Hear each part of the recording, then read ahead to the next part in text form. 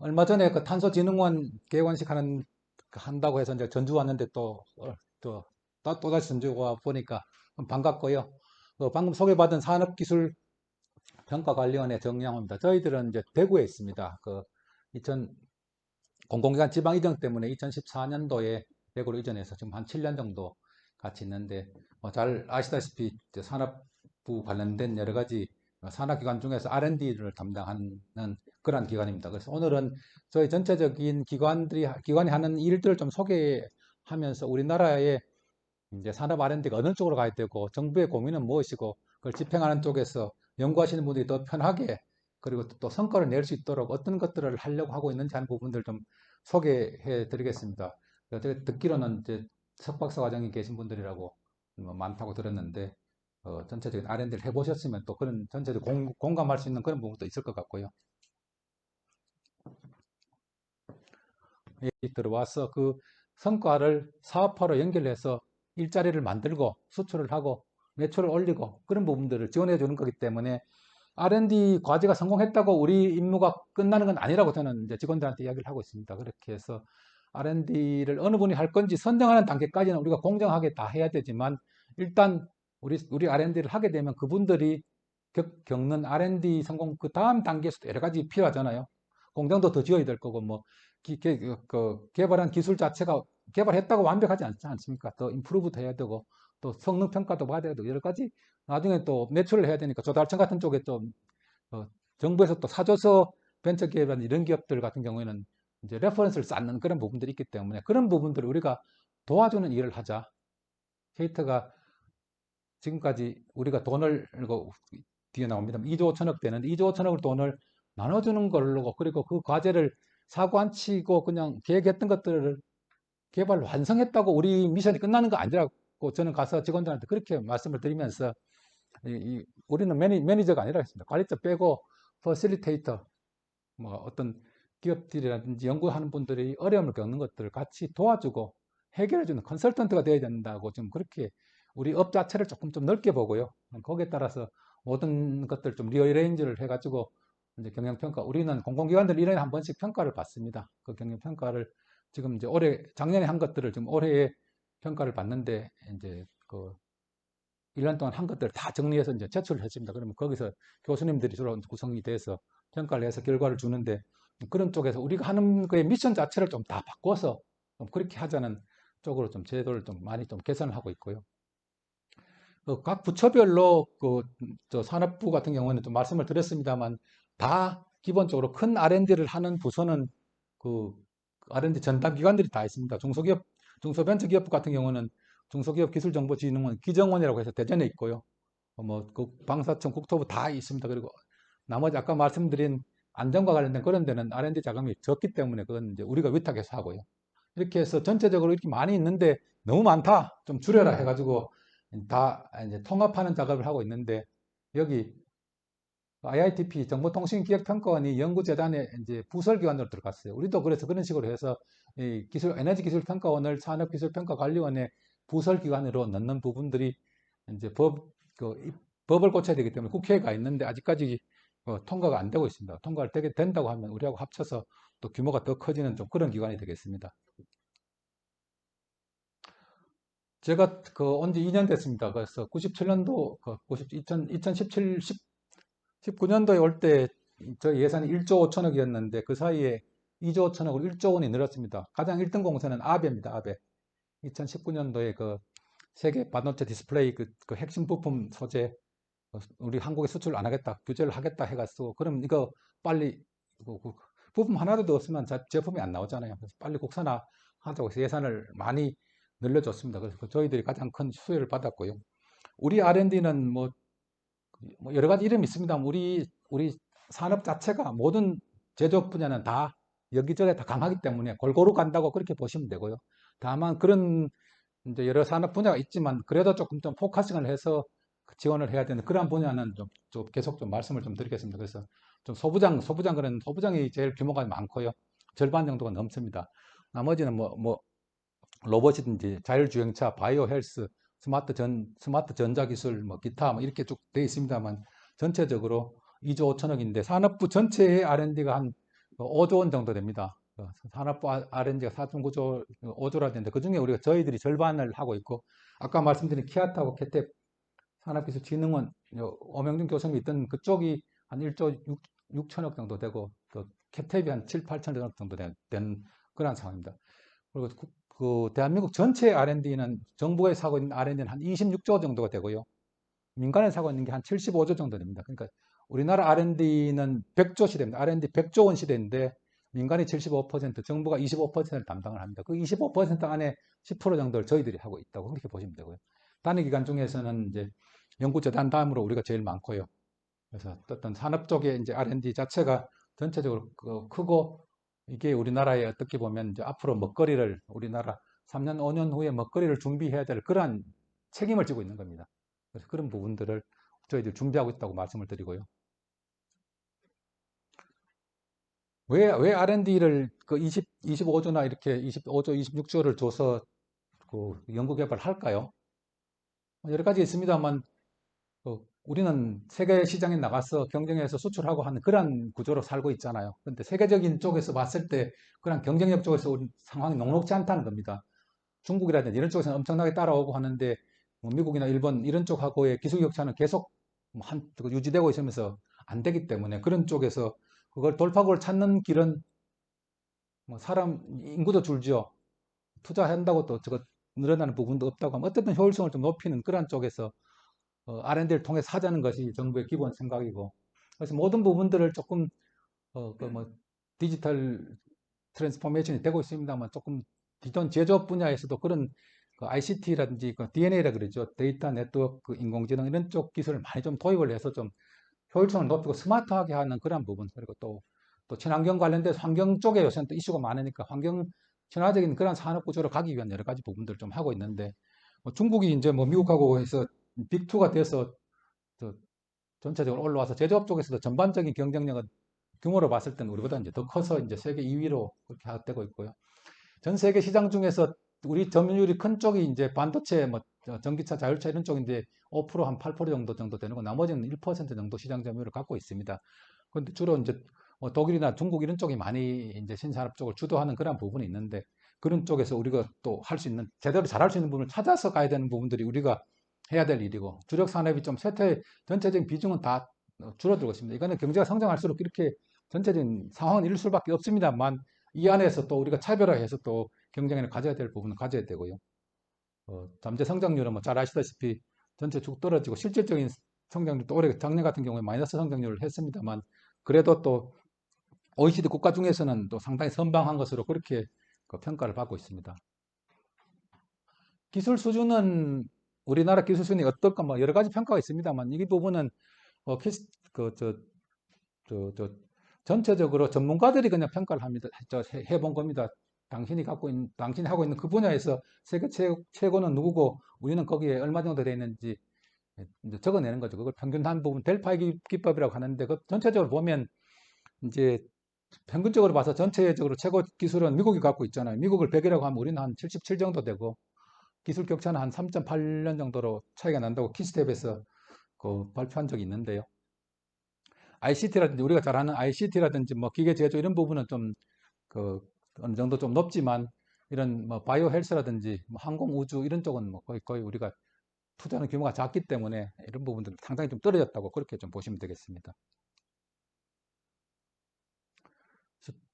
이건 뭐 이 부분은 우리 R&D뿐만이 아니라 정부가 가장 이제 고민하고 있는 최근 현재 상황에서 고민하고 있는 것은 뭘까요?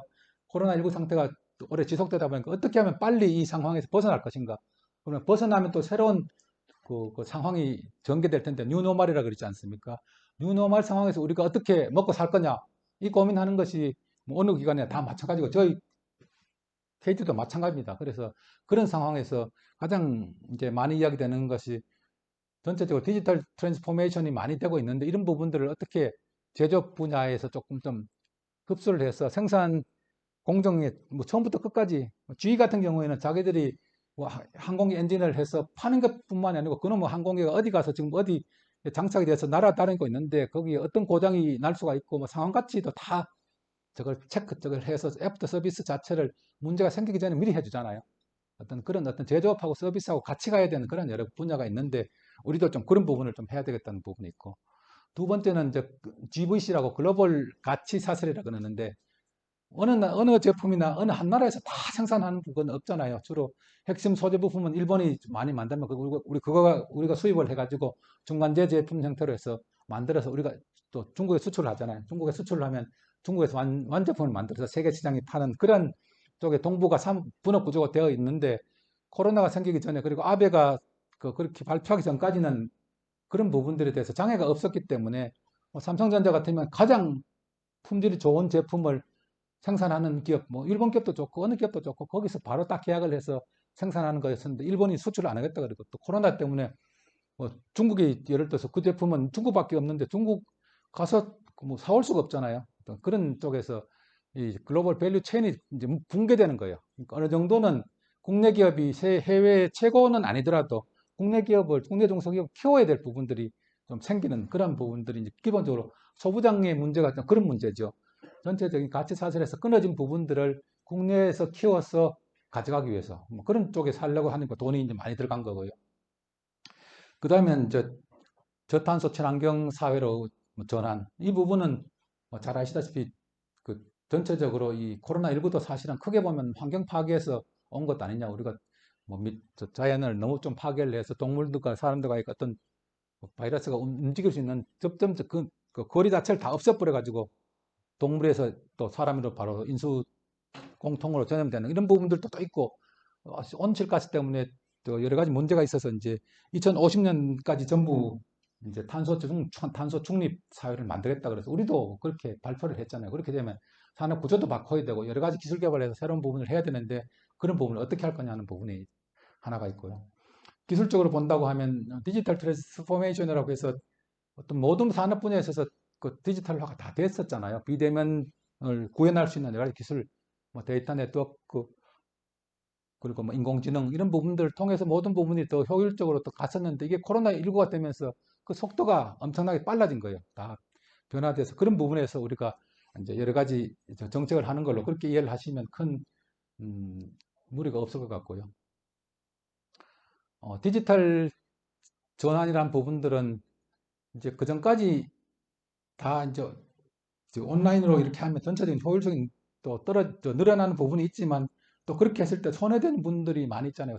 많이 보신 것이 원격 의료 같은 부분이잖아요. 원격 의료를 하게 되면 세계 최고, 우리나라 같은 최고에 있는 서울에 있는 병원이나 그 의사 선생님은 돈을 많이 벌겠지만 지방에 있는 쪽에서는 뭐 망하지 않느냐 뭐 그런 쪽 우려도 있었던 부분도 사실이고 저희들 같은 경우에도 이제 평가를 하는 건데 작년 2월 달에 대구서 그 코로나가 엄청나게 2월 달에 많이 왔잖아요. 그래서 우리가 평가하게 오시라고 하니까 아무도 안 오신대요. 그래서 우리가 그럼 서울 올가 살 테니까 가자니까 대구 사람 안 만납니다. 어떻게 해요? 그래서 한 달 동안 일을 못 했습니다. 왜냐하면 아무도 안 만나주니까요. 그래서 한 달 동안 한 것이 평가를 비대면으로 평가하는 부분. 그러니까 근데 제가 처음에 갔을 때 직원들한테 비대면으로 우리 하자 그랬어요. 왜냐하면 서울에 있다가 대구까지 내려가려고 하면 제가 아침에 5시 반쯤에 일어나서 집에서 나가서 월요일 아침 같은 경우에 출근을 하면 그 대구 가면 9시거든요. 3시간 걸 3시간 거리니까 왕복 6시간 뭐 평가 3시간 하면 9시간이면 하루 종일이 다 가는데 네가 교수라면 KT에서 대구 가서 평가를 하는데 평가하겠냐. 온라인으로 하자 했더니 직원들 안 낸답니다. 왜 안 되냐니까. 그렇게 하다가 무슨 뭐 그 기술적인 테크니컬한 무슨 뭐가 생길 수도 있고 그렇게 되면 떨어진 사람이 이의를 제기할 수도 있다고 뭐 그런 식의 여러 가지 막 일을 해서 안 된다 그래가지고 저 중간 단계로 그러면 자 타협을 하자 그랬습니다. 그래서 되는지 안 되는지 그래도 예를 들어서 평가를 하게 되면 한 사람이 응모하는 경우도 있어요. 그건 뭐 싸울 일도 없잖아요. 그 사람이 자격이 되는지 안 되는지만 확인을 하면 되니까 그런 부분을 할 수가 있는 부분이 있고 그 다음에는 이제 평가하기 전에 이제 개념 이제 그 알키미스트라고 해서 좀 아주 어려운 과제들을 하는 경우는 이걸 도대체 뭘 할 건지 앞 단계에서 좀 개념 평가하는 부분들이 있어요. 그런 부분들은 뭐그 누가 결정하는 부분도 아니고 아이디어를 하는 부분이 있어서 그 부분을 하고 있었는데 마침 터지고 이게 터지니까 한 달 만에 그냥 다 돌아가요. 여기도 떠났지만 이게 코로나19라는 것이 이거 디지털 전환하는데 여러 가지 이해관계가 상충돼서 안 하려고 했던 부분들이 코로나19 생기면서 그 저항력이 완전히 다 무너진 거예요. 그렇게 안 하고는 할 수가 없는데요. 그렇게 해서 2년, 가만뒀으면 2년이 걸릴 것이 2개월 만에 이루어졌다고 하는데, 저희 조금 있다가 뭐 스텔라 시스템 이제 비대면 평가를 한 달에 또 업그레이드 시켰어요. 1년 사이에. 이제 그렇게 하는 그러한 부분들 자체가 어떻게 이제 뭐 가능했는지 하는 부분들도 조금 더 다 뒷부분에 다시 좀 말씀을 드릴 텐데, 어쨌든 이런 디지털 경제로 바뀌는 그런 부분들이 다 이제 엄청나게 많이 됐고요. 작년 같은 경우에 많은 산업들이 뭐 마이너스 성장을 했습니다만, 반도체하고 디스플레이 이런 데는 집에서 집콕하면서 워낙 많이 써가지고 거기 뭐 완전 떼돈을 벌었어요. 그래서 사실은 디스플레이 같은 경우는 중국 시장, 중국한테 다 뺏기고 정리하려 그러다가 갑자기 보니까 이 장사가 너무 잘 되니까 조금 더 속도를 좀 조절하고 있는 좀 그런 상황까지 와서, 이런 어떤 디지털 경제 전환이라는 것 자체가 가만뒀으면 한참 더 걸릴 그런 부분들 자체가 좀 가속하게 일어나는 그런 부분들을 잘 우리가 활용을 해야 되고, 뭐 다른 나라도 마찬가지인데 이름은 다르지만 다 그런 것들 지원하기 위해서 정부 조직도 바꾸고 예산도 지원을 하고 하는 그런 쪽, 저희들도 마찬가지로 그런 역할을 했고요. 그런 쪽에 이제 상황이 많이 일어난다는 거고요. 아까 말씀드린 GVC 생산 단계가 여러 국가에 대해서 걸쳐서 일어나고 있습니다만, 그래서 옛날에는 정부에서 중소기업들 지원해 준다고 소부장해서 R&D 다 열심히 다 했습니다. 옛날에도 했어요. 했는데 대기업이 안 사줘요. 왜냐하면 한국에서 개발했다고 갖고 오는데, 그 삼성전자가 반도체 라인에 넣었다가 고장 나버리면 뭐 몇천억이 손해 나는데, 공장장이 목숨 걸고 국내 기업이 개발한 거라고 사주겠어요? 그런데 이제 세상이 바뀐 거예요. 일본 기업이 안 파는데 뭘 어떻게 할 겁니까?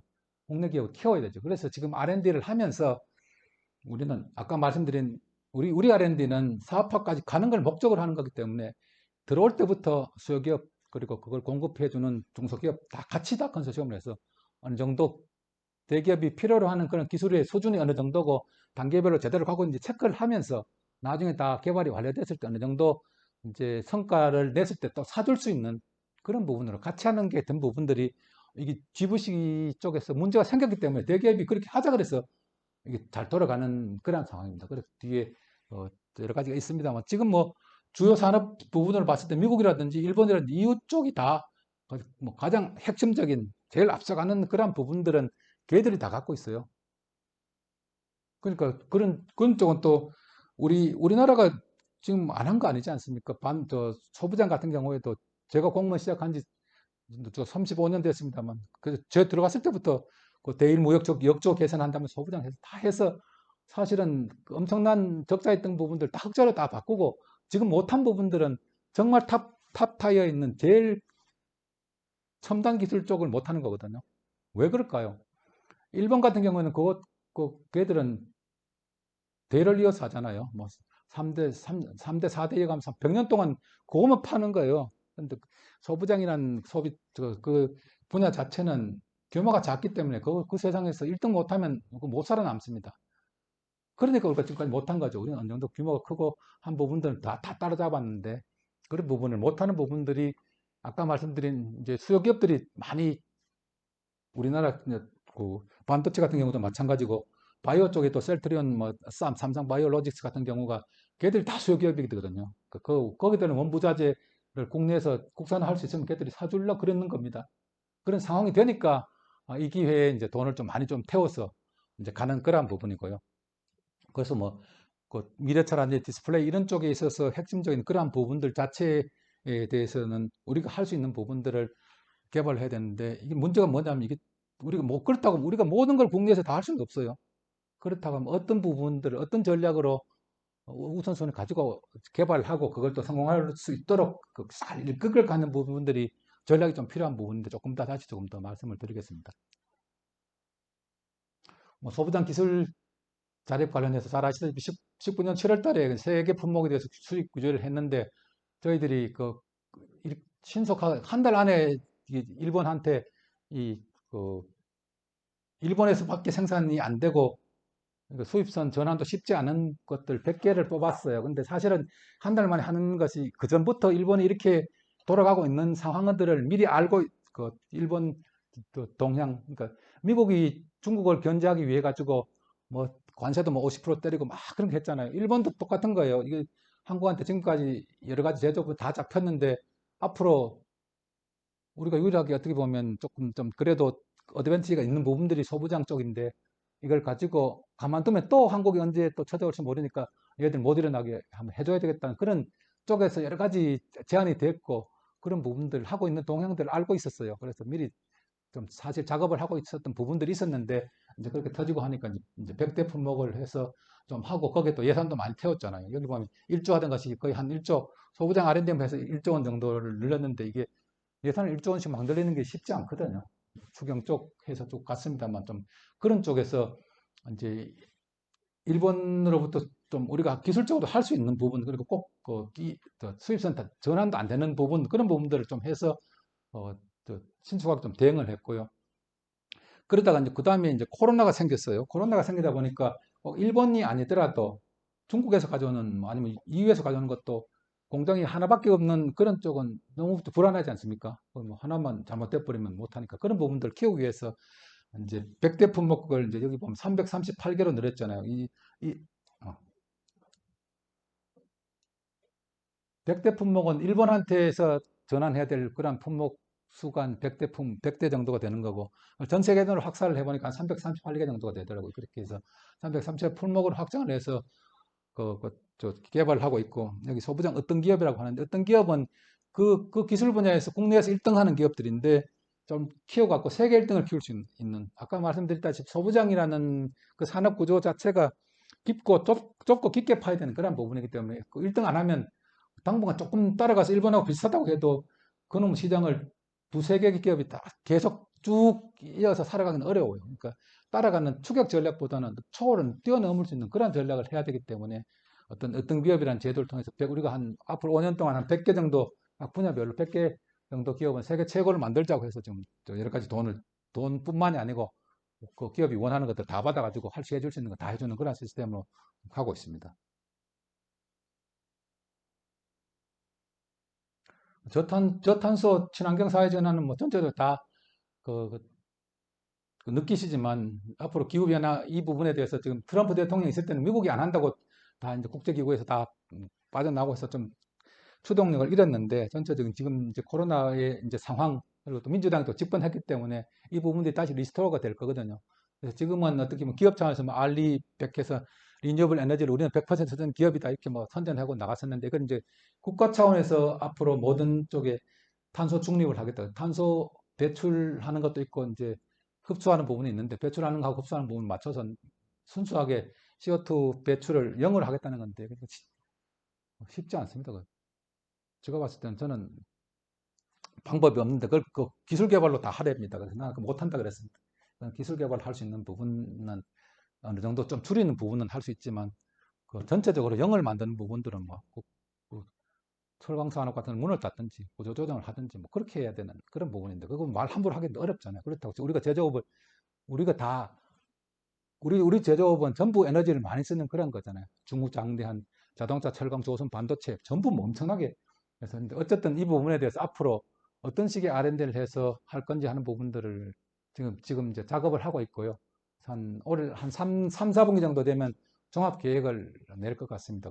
2050년까지 줄이려고 영을 네트 배출 영어로 만들면 30년까지 얼마를 줄여야 되고 그렇게 하면 그 사이에 공정은 어떻게 바꾸고 기술 개발은 뭘 어떻게 하고 하는 그런 종합적인 계획이 나올 거고 거기에 따라서 이제 R&D를 해야 될 부분들은 예비 타당성 조사를 해서 또 예산도 받는 그런 부분들을 할 거고 이거는 뭐 모든 나라가 다 하는데 특히 이제 미국 같은 경우에 바이든 대통령이 되면서 민주당은 이거 전통적으로 이쪽 부분을 지지하는 부분이기 때문에 예산 들이고 세금 뭐 집어 넣어주고 또 국제사회에서 또 리더십을 가지고 국제사회가 다 푸시하는 걸 하기 때문에 우리가 안 할 수도 없고 해야 되는 건데 엄청나게 어려운 과정입니다. 산업 쪽에서 봤을 때는 이 부분은 우리는 이제 에너지를 소비하는 쪽에서 온실가스를 줄여야 되는 부분을 하고 이제 애기평은 공급 측면에서 신재생 에너지 쪽, 뭐 사실은 이제 원전도 온실가스 배출하는 쪽에서는 온실가스가 0이기 때문에 안전성 문제를 제외하고는 사실은 그쪽도 좀 많이 좀 늘려야 되는데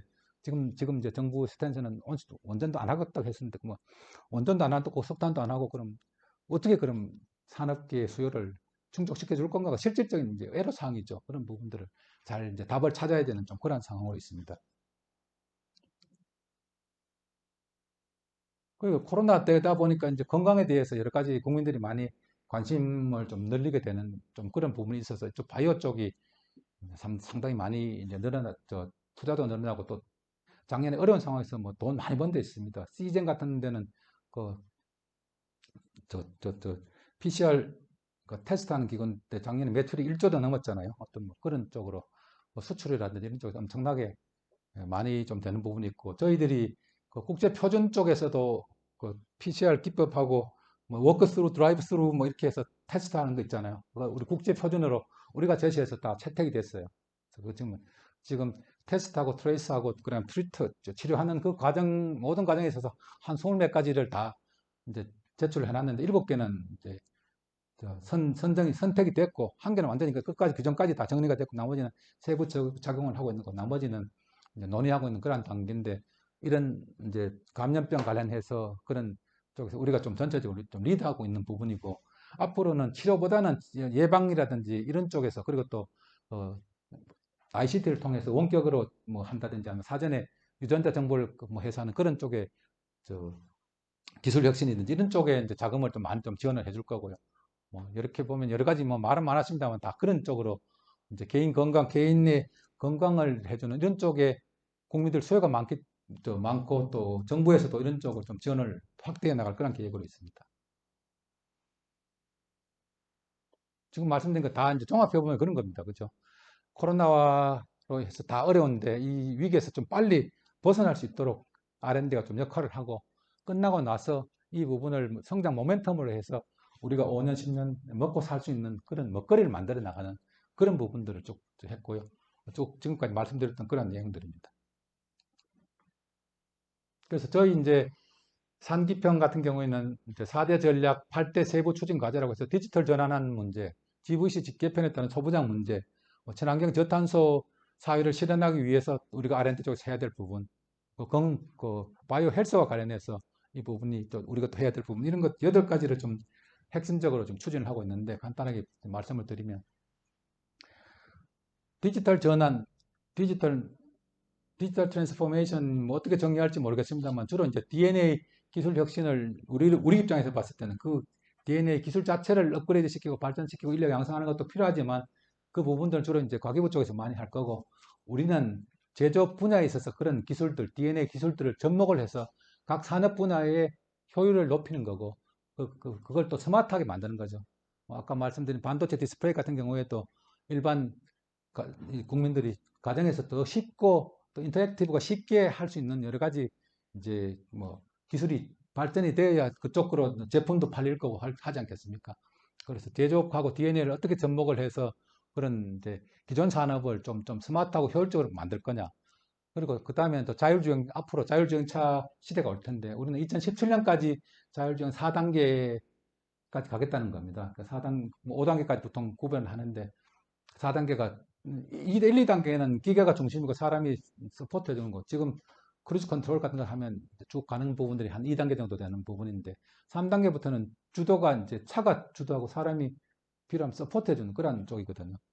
그런 쪽에서 핵심 기술 관련된 부분들 다 동시에 또 해야 되는 여러 가지 여러 부처가 또 같이 해야 되는 부분이 있고요. 뭐 도로교통과 관련된 거, GPS 관련된 부분, 교통 표지판 관련된 부분, 뭐다 그런 부분들 엮어갖고 해야 되기 때문에 그런 부분에서 저희 산업부터 좀 하는 부분이 있고 생활환경 아까 말씀드린 뭐 반도체나 디스플레이 같은 쪽에서 비대면 분야의 새로운 산업으로 떠오르고 있는 그런 분야에 우리가 어느 정도 빨리 자리를 잡고 세계 시장을 선도할 것이냐는 그런 쪽의 고민을 가지고 디지털 전환 정책을 좀 하고 있고요.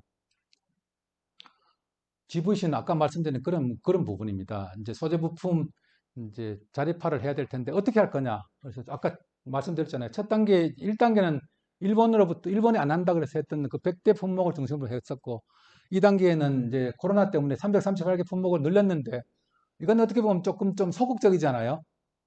상황경이 변화해서 거기에 대응하기 위한 그런 부분인데 근데 앞으로 어떻게 가야 될 거냐. 저는 소부장은 아까 말씀드린 그런 쪽에서 크게 3가지를 해야 된다고 보고요. 1등 하는 애 따라가는 전략 안 된다. 뒤집는 전략을 해야 된다. 두 번째 뒤집으려 그러면 뭐 소위 말해서 와해성 기술이라고 disruptive technology라 그러잖아요. 제가 유학할 때 한국산 가전제품들은 아무도 안 샀습니다. 그래서 먼지가 쌓이면서 저 뒤 구석에 다른데 소니 TV가 뭐 500불, 700불 했다 그러면 삼성은 300불 붙여놨는데 아무도 안 사갖고 저 뒤에 있었어요. 그거를 일거에 뒤집은 게 디지털 기술이 생기면서 아날로그 기술을 완전히 뒤집었잖아요. 난 그런 식의 뒤집기가 여기서 소부장에서도 한번 다시 나와야 된다고 봐요. 어떻게 할 수 있을까? 뭐 빅데이터라든지 인공지능을 좀 활용을 해서 그, 그런 거잖아요. 제일 분야가 큰 게 화학 분야인데 화학 분야는 여러 가지 재료를 어떤 비율로 어떤 조건에서 이제 결합을 했을 때 우리가 원하는 그런 소재가 나올 거냐 하는 부분들을 한꺼번에 그냥 몇백 개를 그냥 그 시뮬레이션인지 뭘 해갖고 한꺼번에 다 하는 거지 뭐. 그런 부분도 우리가 또 강점이 있잖아요. 뭐 그런 식으로 좀 확 뒤집었으면 좋겠다는 것이 제 생각이고. 세 번째는 지금까지는 이렇게 조금 소극적으로 했다 그러면 앞으로는 그러면 5년 후, 10년 후에 우리가 꼭 가져야 될 그러한 소재 부품이 뭔가 그걸 찾아서 그걸 국산화하는 작업을 이제 해야 된다는 거예요. 지금은 안 판다 그랬을 때 이제 그 걱정돼서 하는 부분인데 꼭 해야 될 게 뭐가 있을까요? 뭐 여기 아까 나오는 다른 여러 가지 목표들이 있지 않겠습니까?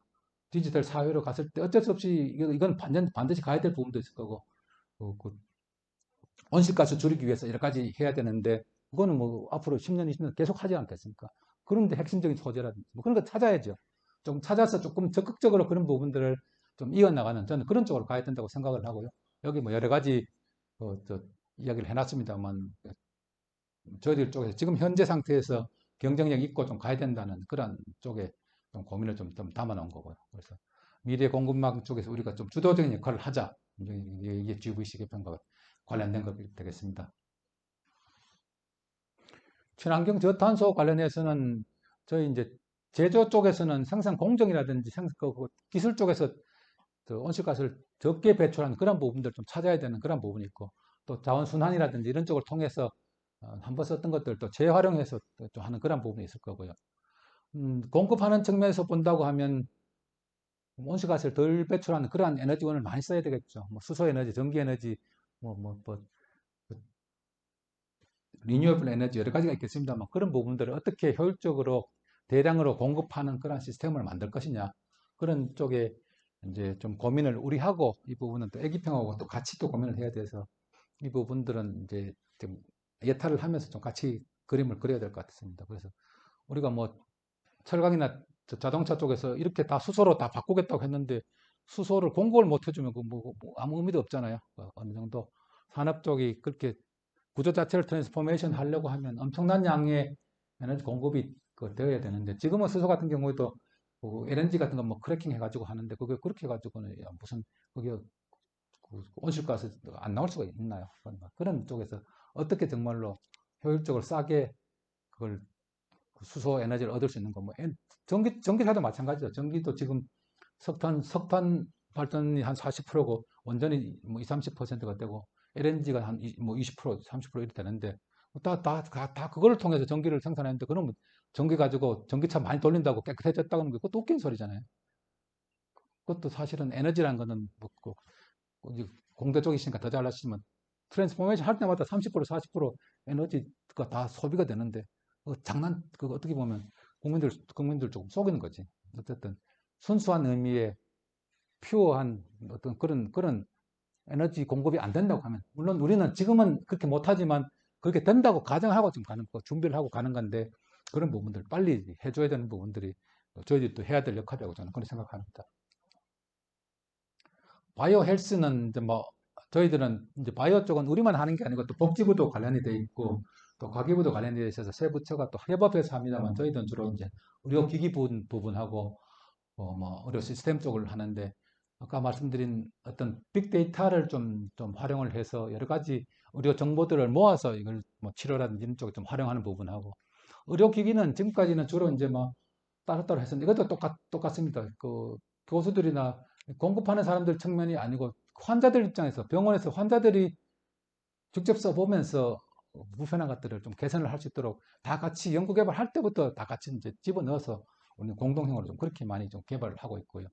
이런 쪽도 앞으로 어느 뭐 엄청나게 또 발전될 수 있는 분야이기 때문에 이 부분에 대해서도 우리가 기본적인 우리 몫을 찾아야 될 그런 분야입니다. 이 부분들은 앞으로 우리가 뭘 해야 된다는 그 어떤 분야에 대해서 이제 관심을 갖고 가야 될 건가는 부분이고 지금부터 말씀드릴 거는 그렇게 하려고 하면 우리가 R&D를 옛날에 했듯이 R&D를 위한 R&D를 하면 안 된다는 거예요. R&D 시스템도 완전히 정말로 R&D다운 R&D를 해야 된다. 그럼 R&D다운 R&D가 도대체 뭘까? 저는 한마디로 지금까지는 어떻게 보면 선진국을 따라가기 위해서 선진국에는 있는데 우리나라에는 없는 그런 기술들을 받아가지고 그래, 이거는 미국은 있는데 우리가 없어서 이거 개발하면 좋겠다는 기업들 수요를 해주는 그런 패스트 팔로잉 R&D였다면 이제는 앞으로 생길 시장들을 선점할 수 있는 그런 쪽을 가야 된다고 보고요. 미래차 같은 경우도 마찬가지. 자율주행차 같은 경우에 자율주행차 시장이 생겼다고 했을 때 우리가 강점이 있는 분야가 틀림없이 있어야 되잖아요. 그런 부분들 미리 만들어가는 이제 그런 쪽의 어떤 퍼스트 무버형 R&D 쪽으로 전체적인 시스템을 바꿔 가야 되는데 이게 그리고 여기 저 계신 분이 융합기술 혁신 경영인데 사실은 기업의 혁신 활동을 가장 혁신적으로 도와줘야 되는 것이 R&D인데 정말 R&D가 그렇게 혁신적으로 기업들 원하는 것들을 다 해줄 수 있느냐? 그게 안 되잖아요. 예산을 하다 보니까 뭐 하다가 지금은 뭐 소부장 그러다가 조금 있다가 또 정부 바뀌어버리면 소부장은 난 몰라. 뭐 이거 또 다른 쪽으로 가버리고 막 그런 부분도 있고 어쨌든 또 심하게 또 나쁘게 또 말씀하시는 분은 정부 R&D는 눈먼 돈이라고 눈먼 돈 술술 샌다 뭐 가끔 그렇게 나오잖아요. 유용하고 그런 것들 나오면 그럼 정말로 이 부분들이 우리나라의 미래를 준비하는 쪽에서는 아무도 안 쓰인다는 건데 어떤 그런 부분들을 정말로 우리가 필요한 쪽으로 어떻게 활용할 거냐는 그런 부분들이 고민이고요. 그래서 저희들은 그 핵심 키워드로 도전, 자율, 뭐 데이터 기반 R&D를 위한 퍼스트 무버형 시스템을 구축한다 이렇게 그 목표를 정해놨는데 어떤 이런 부분들이 기획하는 과정, 선정하는 과정, 수행하는 과정, 또 성과를 만드는 과정 이런 쪽에서 지금까지 하던 여러 가지를 다 바꿔야 된다고 저희들은 그렇게 보고 있는 겁니다. 기획 관련해서는 뭐 도전 뉴딜 R&D라고 했는데 정말 도전적인 것들 다 할 수 있는 것들 해가지고 R&D 성공률이 95%였다.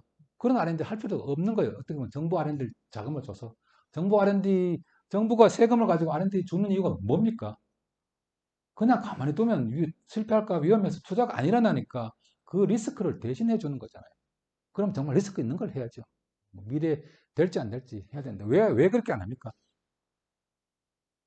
제가 지금 2조 5천억 갖고 있는데 1조를 리스크한데 다 쓰고 나머지 1조 5천억 가지고 3조를 벌어들이고 1조를 내가 다 그냥 말아먹었다고 쳐요. 그럼 제가 이 자리에 있을 수 있을까요? 저놈 뭐 했는지 왜 저랬는지 모르겠다고 있기 어려울 겁니다. 그렇다고 하면 뭘 해야 될까? 정말 도전적인 것들을 했을 때 실패해서 어떻게 뭐를 배우고 그는 뭐 실패해서 배운 것들이 이어져서 사회의 다른 사람한테로 확산되는 그런 과정을 만들어줘야 정부에서 예산 선거에 대해서 이야기해 주지 않겠습니까? 나는 그런 것들을 좀 만들어 보자는 거예요. 그래서 뭐 알키미스트하고 뒤에 내용이 나오겠습니다만 어떤 그런 쪽을 좀 해야 되는 거고 산업부 R&D도 산업 경쟁력을 강화시키기 위한 거, 뭐 이런 것보다는 조금은 사회적 이슈를 좀 해결할 수 있는 거, 디지털 뉴딜, 무슨 그린 뉴딜이 우리가 나가야 될 길이다 그러면 거기에 적극적으로 그 문제를 풀을 수 있는 그런 과제들을 많이 기획을 해야 되고요. 미래 그 일자리를 많이 만들어라. 그, 그, 그렇다고 하면 그런 쪽에 뭐가 있는지를 좀 찾아봐야 되잖아. 그럼 수소차로 나가고 무슨 자율주행차로 간다고 하면 그쪽에 또 투자를 해야 되는 거. 그쪽에는 처음에는 다 대기업들이 하겠지만 처음엔 잘 안 되지 않겠습니까? 그런 쪽을 좀 해야 되는 거고요. 그리고 그럼 어떤 사람들을 그 과제를 하는데 그 신청에 들어온 사람들 어떤 사람들을 뽑아야 될 건가? 평가 쪽에서 가장 문제가 되는 부분들이 키워드가 두 개예요. 하나는 공정성, 하나는 전문성입니다. 하나는 공정하게 해야 된다는 거고. 자, 그 평가하는 분을 뽑았는데 A 컨소시엄에서 봤을 때 저 사람은 B 컨소시엄에 있는 누구하고 뭐 사제지간에서 빼달라 그러면 빼야 됩니다. 빼줘야 되고. 뭐 저 사람 저렇게 해서 또 문제 삼으면 빼줘야 되고 이러다 보니까 정말 아는 사람들 다 빠지고 전문성이 없는 사람들이 평가를 해서 어떤 뭐 심하게 말할 때는 이거 뭐 초등학생이 대학생 시험지 채점한다고 그렇게 말하기도 좀 하거든요. 어떤 그런 전문성을 어떻게 하는.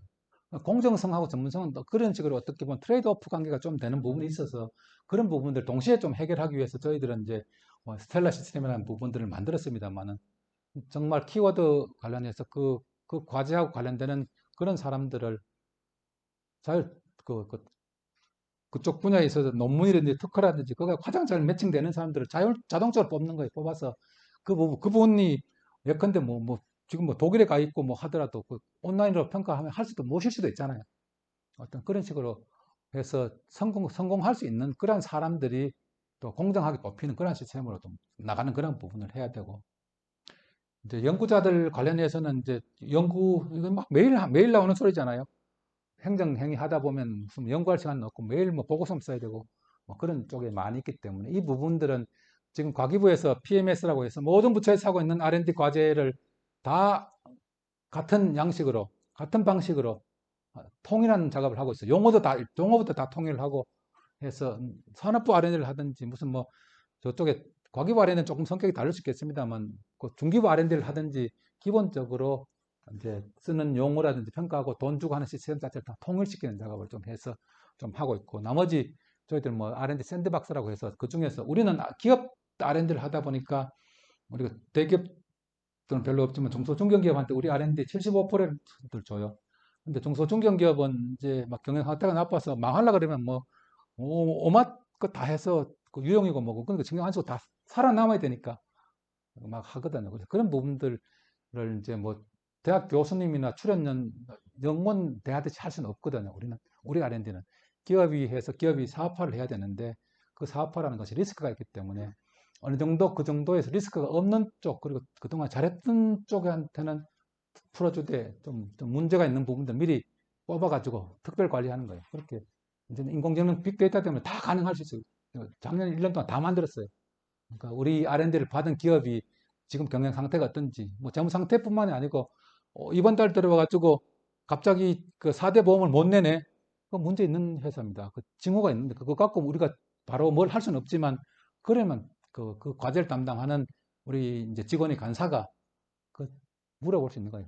이런 에러가 있는데 뭐 무슨 에러가 있으시냐고 뭘 도와드릴까 이렇게 해서 하고 필요하면 현장에 또 나가볼 수도 있는 거잖아요. 그런 식으로 어쨌든 기업 상황을 바로 봐서 하고 그런 쪽에서 그 유용이나 이런 쪽에 문제가 없는 거는 다 풀어주는 쪽으로 그리고 성과를 갖고 꼭 이야기를 해야지 뭐 돈을 이거는 간접비 뭐는 이거 써야 되는데 이거 재료비 이거 간접비 아닌데 왜 썼냐 이렇게 말하지 말자는 거예요. 그런 부분들은 그 로봇이나 인공지능을 통해 가지고 잘못 쓰려 그러면 이거 이상한다고 알람을 주라 그랬어. 다시 한번 확인하고 해라. 그거 좀 그 간접비 아닌 것 같다. 인정하는 항목이 아니다. 이렇게 알려줘 가지고 문제가 안 생기게 미리 그 예방을 해줘야지. 나중에 끝나고 나서 뭘 그렇게 해서 얼마 환수하라고 뭐 하라 아니면 뭐저 참여 제한 얼마 준다. 그거는 이제 좀 고쳐가 나가는 거죠. 그렇게 좀 하는 부분이고 성과는 이제 성과 부분은 말씀드린 대로 우리 R&D가 돈 주고 그 원래 R&D 계획서에 있는 쪽은 그거 다 해서 완성했다. 나는 그거에 별로 의미를 주고 싶지 않아요. 그래서 뒤에 나오지만 뭐 성공 실패 이런 말 자체를 없어. 성공이라는 것 자체는 사업화까지 다 가서 돈을 벌고 고용을 창출했을 때 성공이지. 내가 무슨 R&D 과제를 하겠다는 거 했는 것들 사고 안 치고 했는 걸 성공이라 그러면 그건 말이 안 되잖아요. 뭐 그런 쪽으로 다 이제 바꾸면서 그 대신에 자 애로사항 저쪽 와서 한뭐 20여 군데 하고 다 협약을 좀 했습니다. 그리고 소부장 같은 경우는 법적으로 그렇게 하도록 되어 있고요. 그렇게 해서 기업들이 애로 있는 부분들 또 받아가지고 그 관련 기관들한테 통보를 해서 좀 도와줄 수 있는 분들을 도와줄 수 있도록 좀 그렇게 제도를 많이 바꿨다는 말씀을 좀 드리고요. 그런 부분들 쭉쭉 설명을 드릴 겁니다. 도전형 R&D는 아까 말씀드린 성공할 수 있는 것들, 왜냐하면 했다가 실패하면 나중에 참여 제한도 해야 되고 무슨 뭐 또 실패하면 또 환수도 한다 그러고 하니까 다 할 수 있는 것만 적어내는 거예요. 될수 그렇지만 그렇게 해갖고는 저는 안 된다고 보고요. 이런 부분들을 좀 체질을 바꾸려고 하면 어떻게 해야 될 거냐는 쪽에서 저희들이 이제 시작한 것이 알키미스트 사업, 연금술사잖아요. 비철금속을 가지고 금을 만드는 그런 건데 다 실패했잖아요. 다 실패했지만 그 사이에 그걸 하면서 근데 뭐 화학에 관련된 기본적인 뭐 질산도 나오고 황산도 나오고 그 과정에서 다 지식이 나왔잖아요. 뭐 그런 개념이죠. 지금 당장 봐서는 좀 어려울 것 같은데, 뭐, 여기, 뭐 100m를 7초에 주파하는 로봇슈트, 이거는 뭐 그렇게 좋은 예는 아닌데, 이거는 하반신 장애인 하시는 분들 로봇슈트 배워가서 걷게 할 수 있는 건데, 지금은 거의 뭐 이 정도 수준, 이렇게 걷고, 여기 올라가는 것도 뭐 이렇게 해서 가는 정도인데, 100m를 뭐 7초에 한다 그러면 우리보다도 더 빨리 갈 수 있는 쪽으로 한다면, 어떻게 보면 그런 분들 저걸 다 없애주는 건데, 지금 당장 못 하잖아요.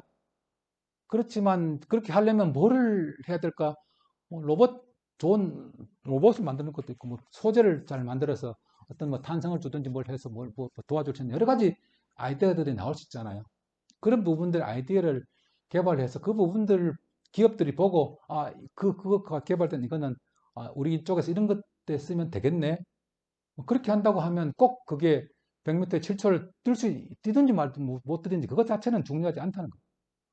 저는 저기 아까 말씀드린 탄소 중립하는 것도 그 자꾸 공정을 어떻게 하는 것보다 이런 미친 것 같은 아이디어에 돈을 나 줘야 된다고 봐요. 정말로 탄소 중립을 하고 싶으면 공장 꿀뚝에다가 CCUS 해가지고 뭐 원가 2배, 3배 늘어나는 그거 하라 한다고 누가 하겠어요? 그러면 저기 미세먼지도 마찬가지고 온실가스, 저 대기 중에 있는 온실가스를 포집하는 기술을 만들든지, 아니면 무슨 뭐 레이저를 쏴가지고 대기권 밖을 다 쫓아보내버리든지. 다 황당하지만 2050년까지 그런 것들 고민해야 되지 않겠어요? 난 그런 것들 하고 싶어. 이런 쪽, 아르케미스에서. 그렇게 해서 지금 전체적인 R&D 쪽에서 너무 도전적인 거 하다가 그냥 뭐 아무것도 없어. 근데 도전적으로 하긴 했는데 뭐 남았는지 몰라. 그 회사 망해버리면 뭐 그게 또 어디 연결되나요? 그런 연결되는 시스템, 다른 쪽에서 그 아이디어를 또 활용할 수 있는 시스템, 그걸 일단 보여주고, 자, 전체적으로 아이디어를 가자. 뭐 그런 말 하고 싶어서 이제 한 것이 알키미스트 프로젝트고요.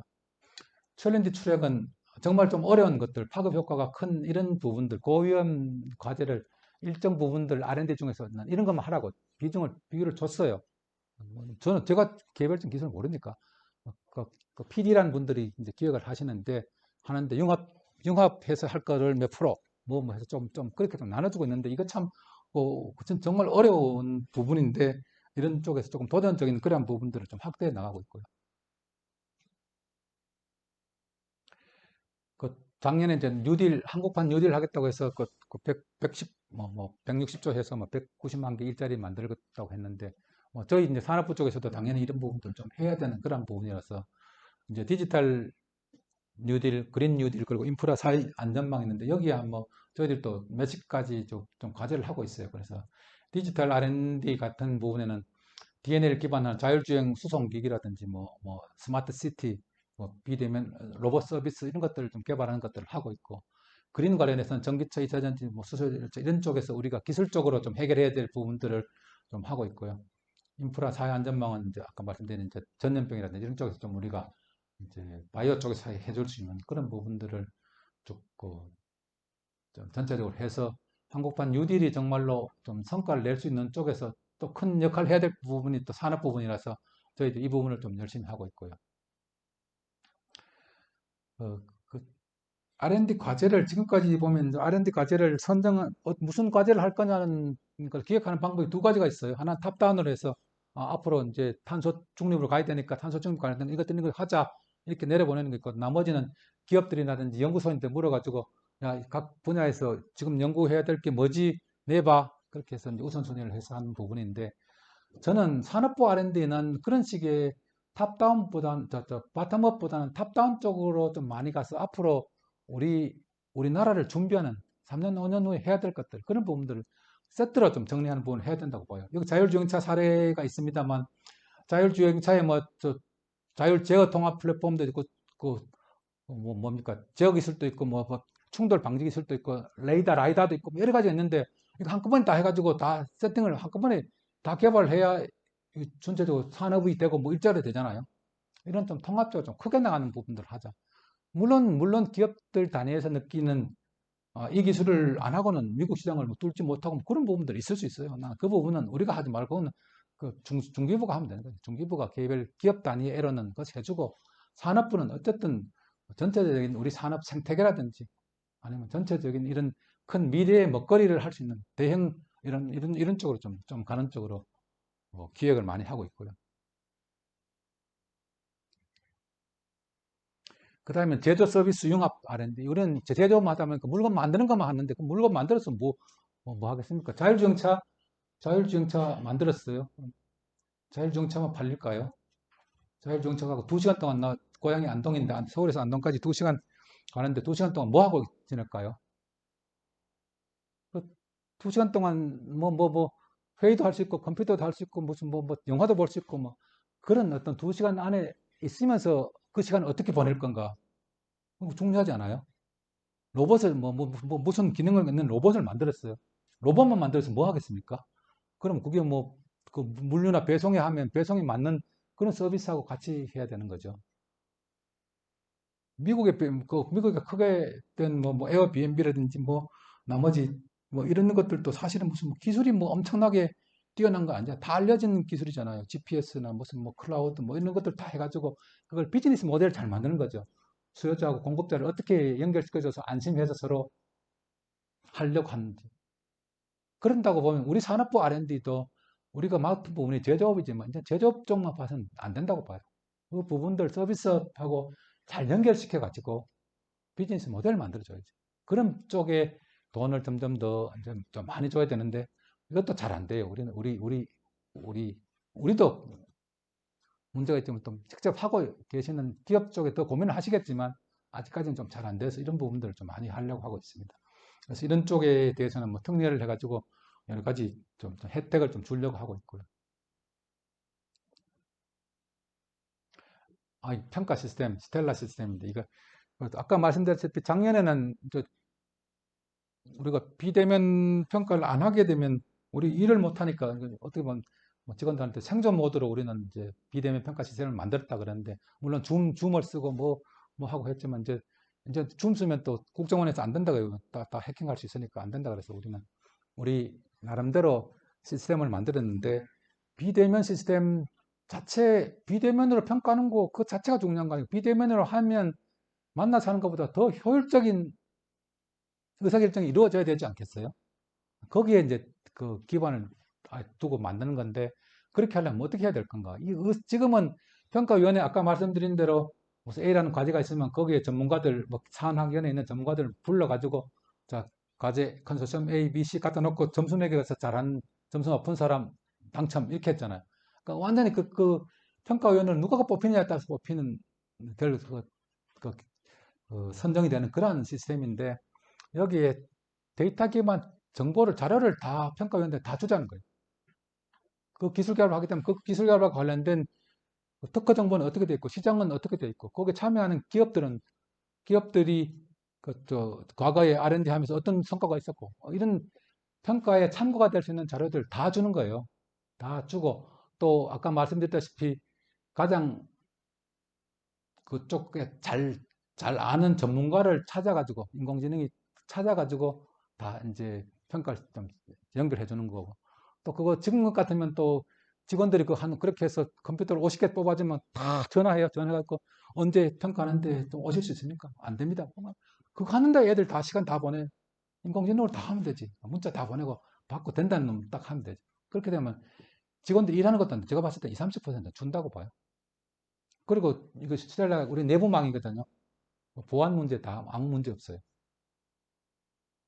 그래서 올해부터 이제 이걸 시작을 하는데 또 문제가 또 있을 수 있으면 또 보완을 해 나가야죠. 그래서 어쨌든 작년에 우리는 한 해 동안에 이 코로나 때문에 비대면 평가하는 걸 그냥 비대면 평가하는 걸로 만족하지 말고 그 비대면 평가가 정말 제대로 된 과제가 제대로 된 그 컨소시엄이 선정될 수 있도록 그렇게 해서 정말 아까 말씀드린 사업화까지 연결될 수 있는 그런 것들을 뽑아 주는 것이 우리가 해야 될 일이지 무슨 전화 열심히 해가지고 그렇게 해서 우리가 국민들한테 뭐라고 이야기하겠어요.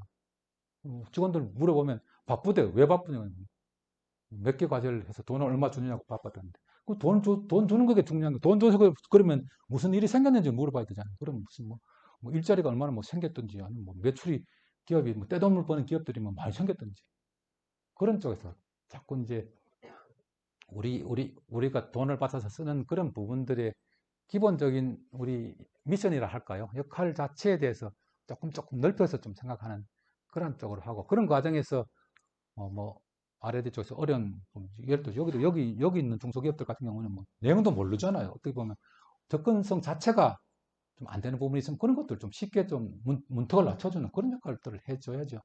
그런 쪽에서 좀 많이 좀 고치고는 있는데 얼마만큼 세팅될지는 모르겠습니다. 어쨌든 저는 코로나 덕분에 이거 안 그랬으면 제가 임기가 내년 말인데 그때까지 온라인 평가도 다 안 되고 갔을 텐데 코로나 때문에 다 됐어요. 여기까지 왔어요.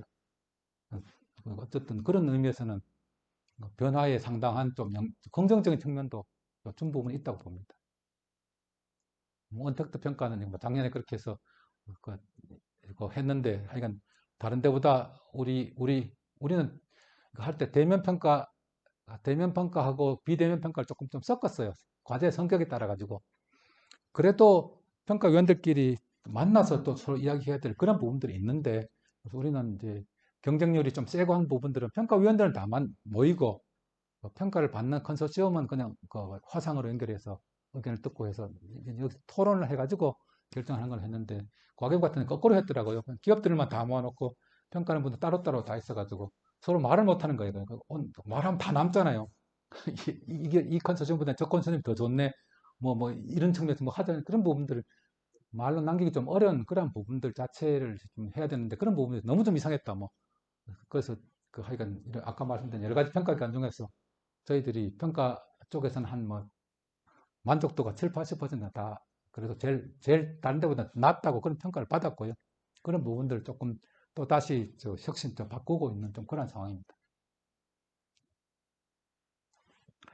규제 샌드박스, 규제 샌드박스라는 게 있는데 이거는 막 키아트에서 하는 그런 부분인데 이제 그거하고 비슷하게 이제 R&D 샌드박스라고 해서 R&D 수행 과정에서 아까 말씀드렸다시피 여러 가지 규제들이 있는데 기본적으로 믿고 다 맡겨주자. 그 대신에 이제 아까 말씀드린 중소중견기업 중에서 경영 상태가 좀 많이 나쁘다든지 이런 부분들은 다 해줄 수 없으니까 거긴 사고 생길 수 있으니까 그런 부분들 빼고 문제가 없는 부분들은 조금 좀 쉽게 해서 그 목표 같은 경우도 시작할 때 5년 후까지 목표를 다 써갖고 다 적었는데 그걸 어떻게 다 알아서 어떻게 다 정확하게 맞춘 놈이 어디 있겠어요?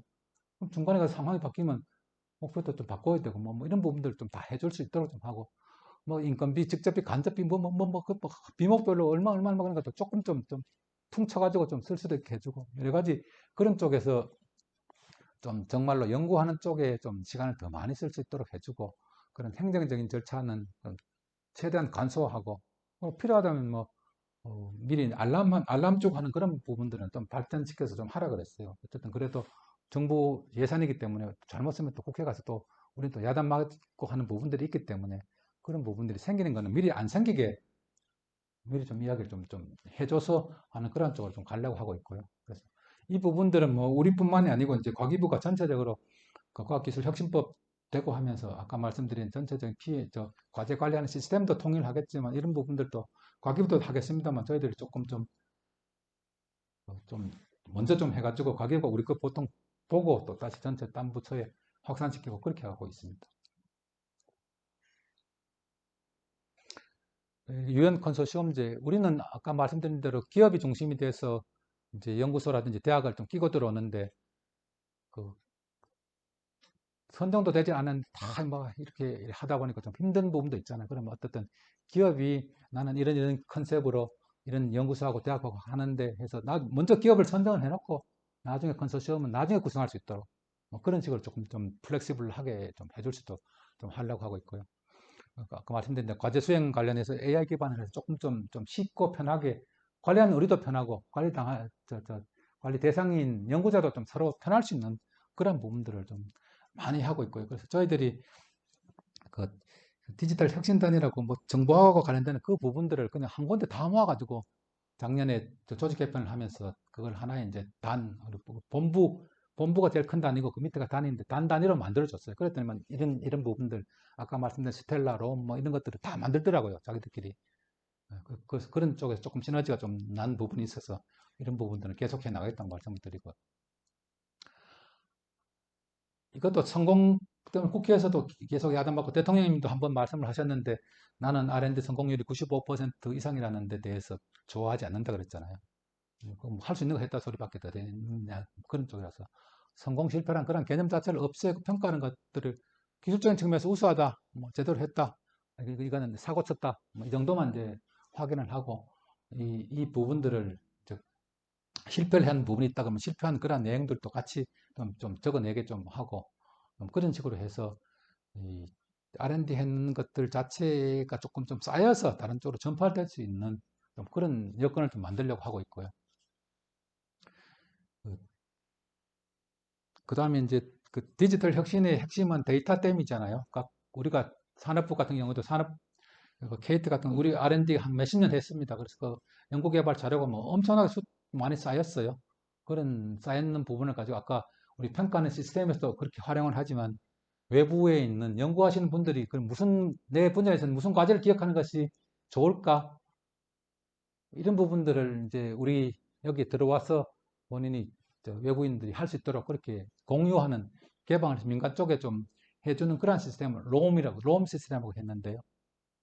그런 이제 그걸 전체로 해서 민간의 쪽에서도 이걸 좀 정부가 갖고 있는 데이터를 좀 활용할 수 있도록 해주고 저희들 쪽에서는 또 산업 R&D지만 또 과기부 쪽에서는 전체적으로 이제 연구자 데이터라든지 아니면 저 키스티 같은 경우에는 뭐죠 R&D 전체적인 성과 올려놓은 어?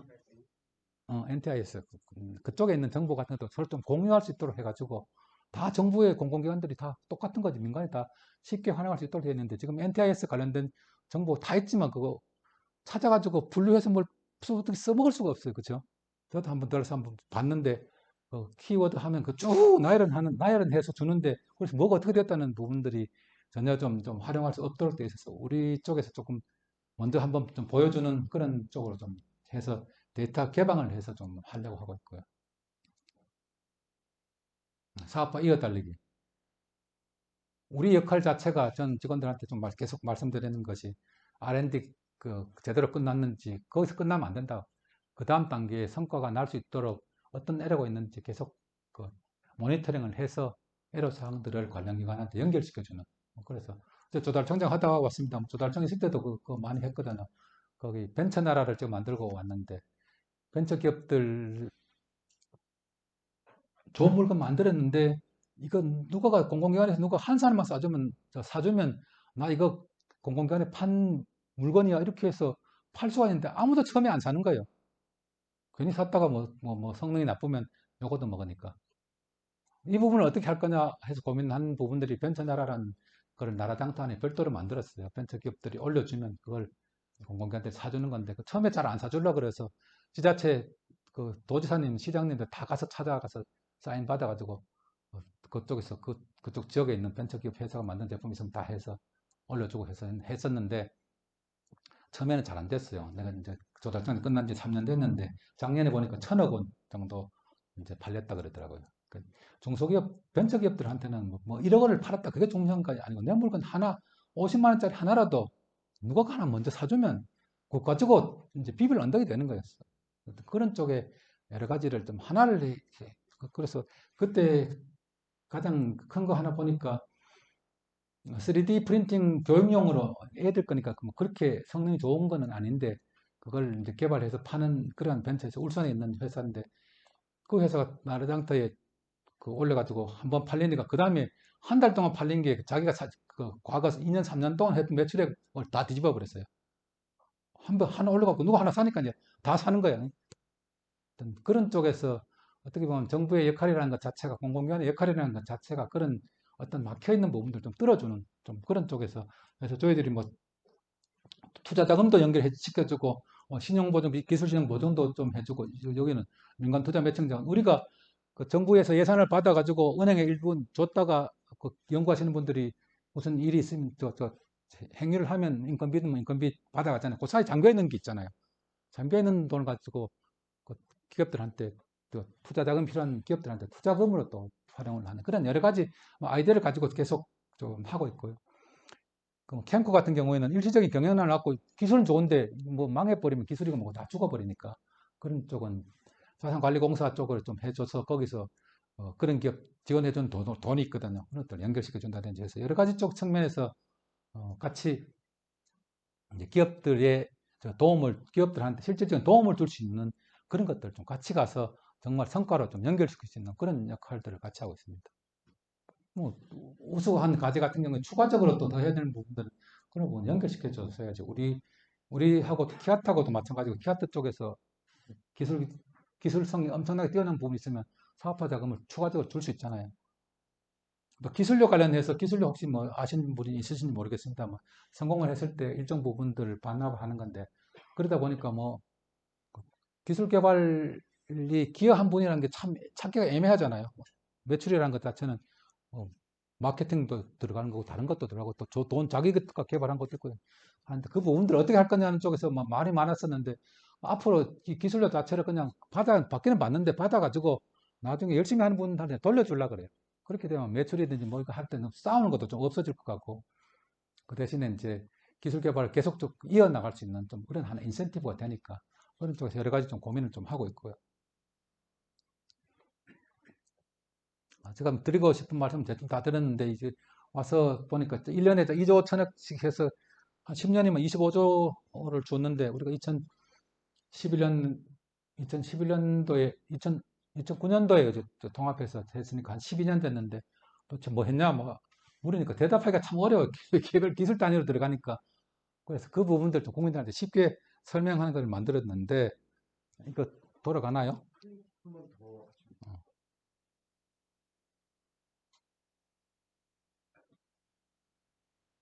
KT는 산업기술 R&D 지원 전담 기관으로서 최근 6년간 지원한 R&D 과제는 1,481개이며 투자한 정부 출연금은 총 4조 6,555억 원 규모입니다. 이와 같은 노력을 통해 발생된 주요 R&D 성과로 SCI 논문은 총 6,777건이, 대외 우수한 특허 성과는 19,257건이 창출되었습니다. 또한 R&D 지원 과제를 통해 총 15,624명의 신규 인력을 고용하였으며 5조 1,528억 원의 사업화 매출을 발생시켰습니다. 저희 케이트는 지난 10년간 반도체, 자동차, 바이오 등 국가 주력 산업 분야에 대한 기업 지원을 지속 확대해 왔습니다. 2009년 1299개사를 시작으로 2019년에는 전체 제조업의 9.1%에 해당하는 13,250개사로 10.2배가 증가하였습니다. 지원 기업의 총 매출액도 2009년 518조 원 규모에서 2019년에는 1,120조 원으로 성장하여 전체 지급의 58.3%를 감당하고 있으며 지원 기업의 시가총액 또한 2009년 270조 원 규모에서 2019년 896조 원으로 약 3.3배 증가하여 상장기업 전체 시가총액 대비 46.9%의 부습을 담당하고 있습니다. 2019년 세계 인류상품으로 지정된 63개의 상품 중 케이트가 지원한 상품은 36개로 63.9%의 비중을 감당하는 등 지속적인 성장을 이어가고 있습니다. 이 뒤에가 품목별로 쭉 설명했는데 너무 줄여갖고 뛰어넘었고요. 어쨌든 여기 보시면 뭐 여러 가지 지표가 있습니다만 쉽게 말해서 그냥 우리나라 기업 절반 정도는 정부 R&D를 한 번은 받았다. 뭐 이런 이야기로 됩니다. 쉽게 설명을 드리면 그리고 그 갤럭시 S10의 핵심 부품 모듈별로 본다 그러면 한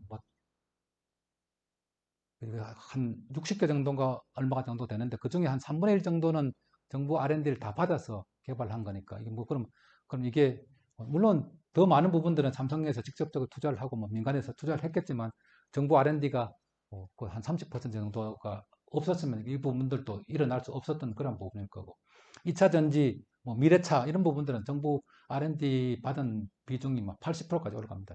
미래 먹거리 쪽으로 가게 되면 그런 의미에서 봤을 때 어떤 R&D가 좀 핵심적인 역할을 했는데 그렇지만 이게 정말로 제대로 쓰일 때 요긴하게 쓰였느냐 이런 쪽에서는 좀 반성을 하고 고민을 해야 될 그런 부분들도 많이 있다고 보고요. 그래서 저희들은 이제 뭐 그런 측면에서 또 이제 R&D 자금이 정말 R&D 자금답게 쓰일 수 있도록 우리가 할 수 있는 부분을 찾아서 계속 좀 하려고 하고 있고요. 이 뒤에 보면 이제 뭐 그 자료에는 아마 다 돼 있을 겁니다. 개별적인 건데 제가 다 모르는 내용이라서 제가 설명을 할 수가 없어가지고 일단 넘어가겠습니다. 관련 있으신 분들 한번 자기 분야에 한번 보시면 될 것 같고요.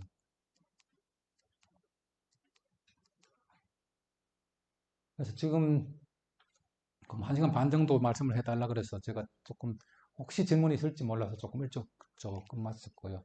그래서 혹시 궁금하신 부분들이 있으시면 말씀을 해주시면 제가 답변을 드리겠습니다. 예, 네. 예, 석사과정의 이동민 학생입니다. 예, 예. 먼저 원장님께서 앞으로 저희들이 공부하고 나아가야 될 방향의 다양한 분야에 대해서 좀 제시를 해주셨는데 혹시 원장님께서 생각하고 계시는 지금 이 시기가 전 세계가 오늘 아침에도 뉴스가 삼성이 이미 반도체가 역전을 당했다 미국에. 지금 그렇게 전 세계가 앞으로 다가오는 미래 고부가가치 산업에 대해서 모두 매달리고 있는데 원장님께서 생각하셨을 때는 정부의 입장이 아니라 앞으로 이 분야만큼은 내가 여태까지 공부해오고 경험에 따라서 이 분야만큼은 모두가 매달려서 좀 더 공부하고 좀 더 투자해보고 해야 될 것 같다라는 분야가 있으신지 궁금합니다. 저희 정부 차원에서 아까 여기 들어갔던 부분들이 이 부분은 우리가 놓칠 수 없는 부분이고 어떤 정부가 들어오든지 하더라도 뭐 뉴딜과 관련된 그러한 부분이든지 아니면 그 온실가스 감축을 위한 그러한 부분 그런 쪽에서는 틀림없이 나올 수 있는 거고요. 개별 산업 분야에 있어서 우리가 1등을 할 거냐, 중국 1등을 할 거냐, 미국 1등을 할 그거는 엎치락 뒤치락 할 수밖에 없다고 봐요. 근데 어쨌든 지금 우리 쪽에서 좀 강한 부분들 자체가 반도체 쪽에서는 이제 메모리 쪽에서 해서인데 이 부분들 시스템 반도체 쪽으로 조금 더 영역을 확장을 해야 이게 미래차라든지 이런 쪽으로 또 수요가 또 확산될 수 있기 때문에 그쪽을 하겠다는 그러한 이야기고 빅3라 그래서 우리가 지금 정부에서 하는 부분들이 그 미래차하고 시스템 반도체하고 저 바이오 쪽이잖아요. 그 부분은 정부 쪽에서는 우리가 할 수 있다고 생각을 하고 있는 거고 그 다음에 이 부분들을 안 하고는 우리 미래가 없다고 좀 생각하는 부분이고 어, 그 지금 전체적인 상황으로 봐서 이 부분에 대해서는 우리가 일정 부분, 모든 부분은 우리가 다는 못한다고 봐요. 그렇지만 그 중에서 핵심적인 부분에 대해서 핵심적인 역할을 할 수 있다고 보는 게 이제 빅3 산업이고 나머지 여기서 말씀드렸던 나머지 여러 사회적인 변화에 따라서 가야 될 그런 분야는 어떤 정부가 어떤 정부가 들어오든지 이 부분은 갈 겁니다. 그래서 그 부분은 같이 또 준비를 하면서 좀 갔으면 좋겠고요. 정부 입장에 있어서는 크게 봐서 어떤 그런 노력들이 잘 결집될 수 있도록 대학이면 대학이고 출연연이면 출연연이고 또 기업이면 기업이 좀 잘 모여서 그런 것들을 준비를 해서 나갈 수 있는 그런 밑바탕을 좀 만들어주는 것이 중요하다고 보고 그런 노력을 하는데 뭐 부족한 부분도 당연히 있을 거라고 보고요. 그런 쪽에서는 의견을 또 주시면 저희들 개별 과제라든지 개별 분야별로는 또 PD란 분이 있어요. 저는 경제학 전공이라서 제가 반도체가 어떻게 되냐고 하면 그분 저는 몰라요. 그러니까 어떤 그런 쪽에서 앞으로 이 분야에서는 어떻게 나가게 된다는 그런 고민들 하시는 분들이 있고 또 그걸 어떻게 또 융합을 해서 더 또 새로운 산업 아니면 새로운 비즈니스를 만들 거냐는 또 고민하는 분들이 있기 때문에 그런 쪽에 좀 의견을 모으고 또 지혜를 또 해서 실천하는 그런 노력들도 더 했으면 좋겠습니다. 네, 예. 여기 우리 고에서 산업 정책을 담당하고 전동선 국장님 나오셨는데 전동선 국장님 질문하고 네, 안녕하십니까. 일단 그런 생각이고요. 국가 산업 발전을 위해서 저는 전라북도 혁신 성장 산업 국장입니다. 지역 산업과 관련해서 이 전라북도 지역 산업 수업 산업을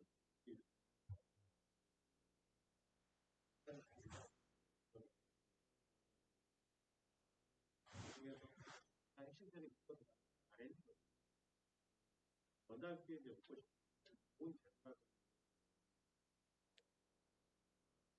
이제 전라북도에서는 R&D를 굉장히 중요시하고 있습니다. 지역에 있는 지역 분야나 산업 분야에 R&D를 받아서 해야지 그게 지역의 산업에 굉장히 그래서 하지만 아직 좀 불확한 부분이 그래서는 R&D 전담기구와 관련 산업 R&D 전담기구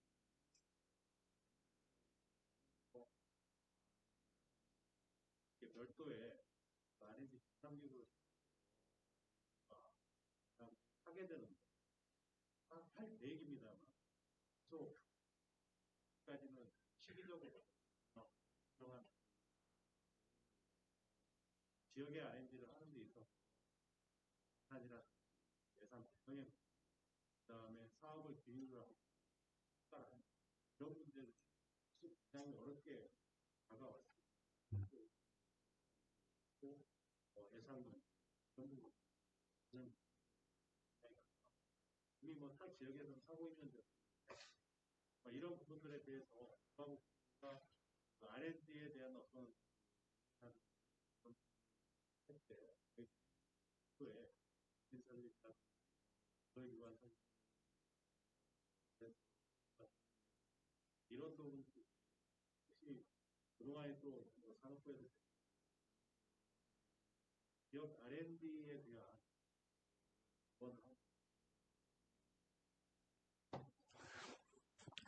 전체적으로 이제 지역별로 불균형이 좀 심하기 때문에 사실은 균특이라는 걸 해서 지역 어떤 뭐 전체적인 수월성보다는 조금 그 균형 발전 측면에서가 다 해주는 그런 부분들이 있기 때문에 그쪽 부분에 예산을 일단 많이 좀 활용하시는 부분들을 좀 했으면 좋겠다는 생각을 들고요. 저희들도 이제 대구에 있는데 그 대구시 입장에서 봤을 때는 너희들이 그래 대구에 왔으면 대구에 R&D도 많이 주고 뭐 해야지 뭐 하냐 뭐 똑같은 그런 이제 불만이라든지 어떤 희망 사항이 있는데 우리가 그렇다고 대구라고 뭐 대구 기업이라고 가점을 줄 수는 없잖아요.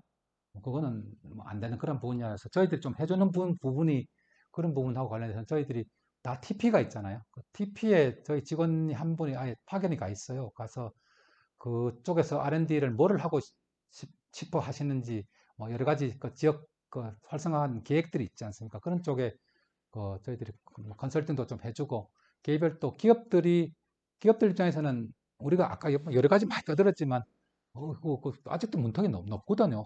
어렵거든요. 해봐야 알지. 해보기 전에 처음에는 너무 힘들다고요.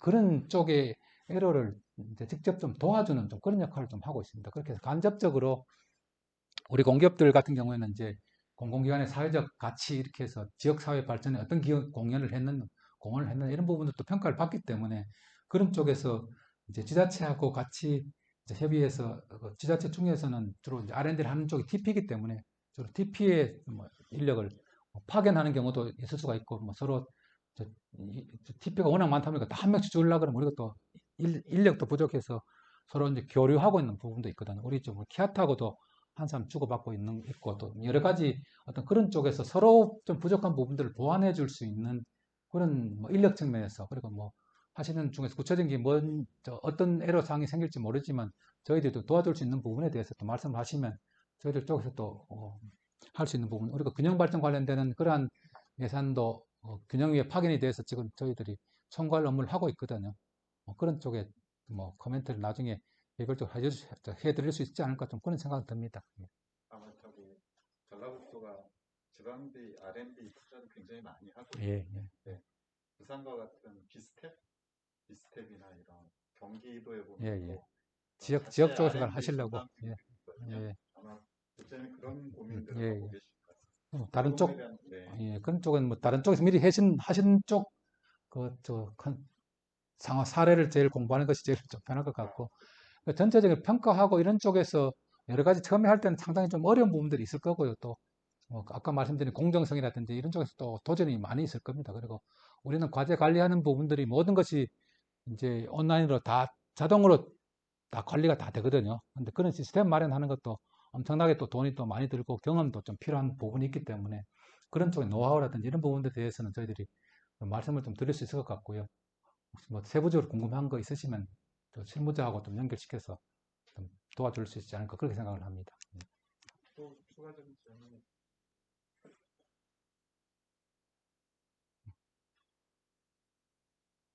다들 저기 부끄러워하시나요? 질문. 제가 네, 그럼 자기 소속하고 저는 석사과정 학생 유철민입니다. 대학에 오셨으니까 대학 관점에서 생각할 때 원장님의 의견에 대해서 한 가지 여쭤보고 싶은데 예. 그 질문에 대해서 잘 생각해 봤습니다. 산업화 R&D에 대해서 기업체는 결국에는 돈을 벌기 위해서, 뭔가 사업을 영위하기 위해서 R&D를 하고 그런 사업을 영위하는데 대학 연구자 입장에서는 어떤 관점에서 산업화 R&D를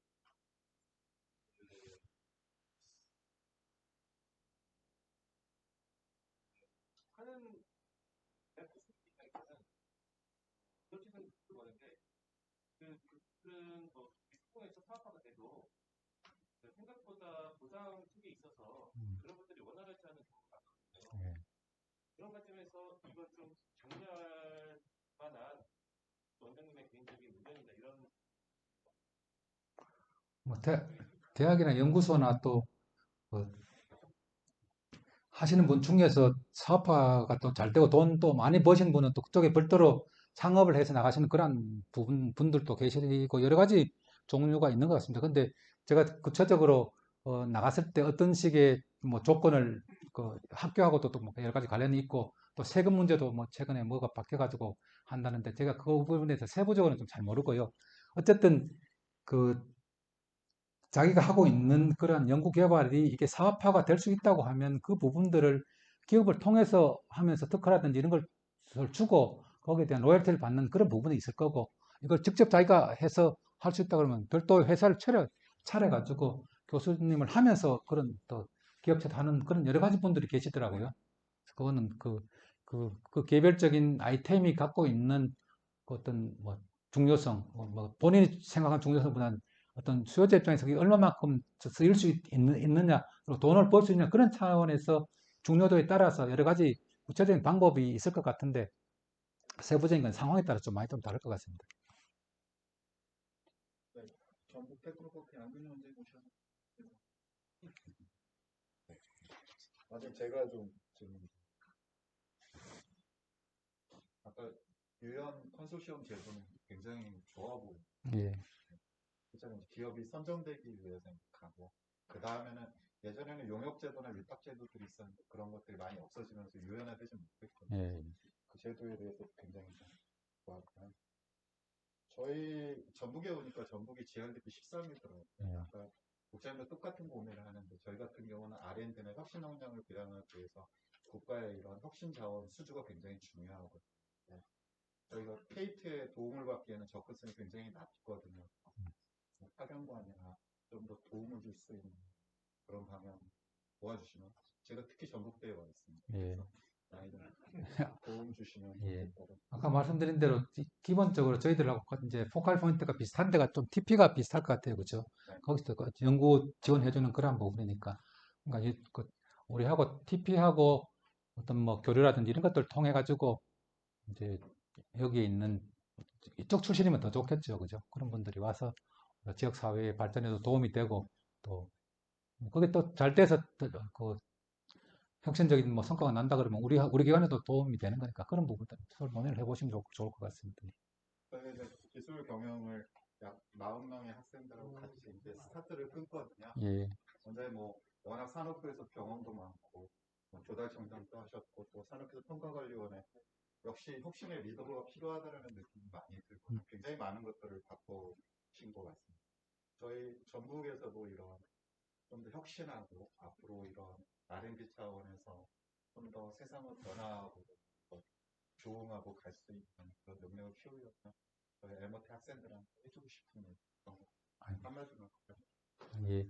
다 어떻게 보면 혁신 뭐 이런 말을 들으면 일단 저부터 좀 거부감이 좀 생기는 좀 그런 부분들이 있는데 저는 혁신이라는 그런 것들 자체를 너무 어떤 추상적인 그런 걸로 보지 말고 내가 일을 하는 그런 부분들을 좀 조금은 똑같은 걸 들여가지고 좀 편하게 하고 같은 노력을 들였을 때 성과를 낼 수 있는 그런 방법으로 한번 좀 고민을 해본다고 하면 그런 부분에 대한 좀 불만이 좀 적을 것 같고요. 그래서 저희들도 마찬가지입니다. 평가를 받는데 직원들한테 우리도 세금으로 월급을 받으니까 국민들한테 평가를 받는 건 당연한 거고 이렇게 이거 하라 저거 하라 막 그러는데 그 부분들을 너무 찍혀서 하는 그런 부분이 아니고 내가 똑같이 어차피 이 일을 해야 되는데 이렇게 하면 더 좋지 않을까 하는 그런 부분들 좀 주도적으로 적극적으로 한번 생각을 해본다고 하면 그런 부분에 대한 거부감은 좀 없어질 것 같고, 여러 가지 좀 뭐라 그러나요? 자기가 좀 기꺼운 마음으로 좀 할 수 있지 않을까 싶습니다. 저도 이제 미국 가서 저는 학위를 했는데, 공무원들은 사실은 이제 가서 공무원 하다가 갔기 때문에 끝나고 나서 바로 들어와도 일자리가 있어서 거기서 뭐 교수해야 될 그런 필요도 없는데, 가니까 박사과정에 들어가니까 이제 선생님이 이제 저널에 퍼블리셔블 한 그런 페이퍼 3개 써오면 졸업시켜 주겠다, 뭐 그렇게 보통 이야기 하잖아요. 그렇게 해서 저는 이 부분들을 그래 좋다.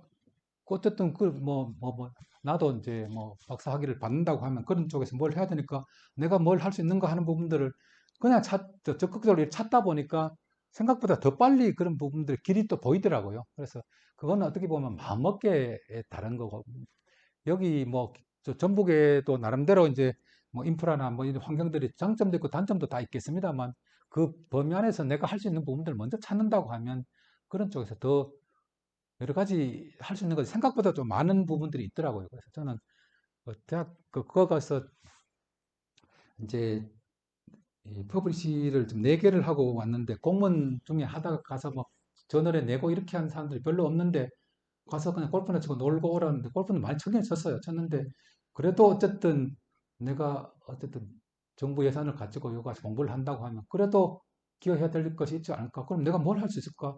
이렇게 해서 찾아보니까 또 찾아지더라고요. 그렇게 해서 정말 내 힘이 어떻게 보면 별거 아니지만 또 생각을 바꿔보면 내가 또 기여하고 내가 일 성취할 수 있는 것이 어디 가도 다 있다고 저는 봐요. 좀 직장 생활 35년 됐습니다만, 어느 자리에 있더라도 내가 있는 이 자리에서 한두 개는 꼭 이루어야 되겠다.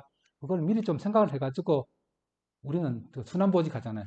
여기 발령받으면, 여기 끝나기 전까지 나 이거 하나는 좀 해보고 싶다는 그런 것들을 좀 하나 좀 만들어 보시고, 거기에 좀 집중하는 좀 그런 시간을 가지면, 결국은 처음에 하고 좀 다른 모습이 되더라도 하나 좀 이루는 건 있었던 것 같고요.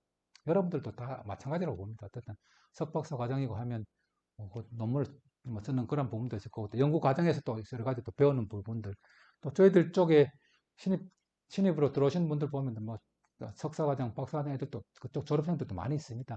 그런 부분들, 또 연구 또 경험이라든지 이런 부분이 있어가지고 또 바로 또 실전에 또 투입할 수 있고, 자기가 또 당해봤기 때문에 이런 제도는 이렇게 좀 고쳐주면 좋겠다는 그런 좀 생각도 있고 해서, 여러 가지 저희들 쪽에서 와서 좀 할 수도 있는 것 같고, 그래서 저는 좀 말씀드리고 싶은 것이, 그렇게 내가 지금 현재 상태에서 할 수 있는 것 적극적으로 한 몇 개를 찾아서 그걸 좀 할 수 있는 노력을 하라. 그것도 내일부터 하는 거 아니고, 생각을 했으면 저는 많이 너는 벌리고 하는 건 안 합니다만, 저는 한다고 마음먹으면 그 끝날 때까지 딴 거 안 합니다. 막 파버리는 스타일이라서 할 때까지 조금 좀 오늘 당장 하나 정말 하고 싶은 걸 골라가지고 그 하겠다는 마음을 갖고 오늘 실행한다 그러면 조만간에 또 다 성과가 한두 가지 있을 수 있지 않을까, 좀 그렇게 생각을 합니다. 오늘 또 1시간 반 동안 말씀을 드렸는데 혹시 좀 도움이 됐으면 좋겠고요. 혹시 더 궁금하신 부분들이 있으시면 뭐 교수님을 통해서 말씀해 주셔도 좋고, 그렇게 반영해 나가겠습니다. 오늘 또 감사합니다. 예.